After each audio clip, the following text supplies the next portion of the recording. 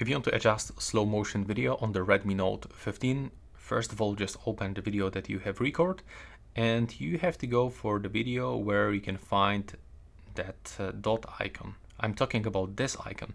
This will actually allows us to change this slow motion video. So in my case, let's say I want to get only the first drop part or the middle part. Yeah, this one. So I want to slow motion like this until, it will start from this moment into this moment. That will be the slow motion part. Take a look.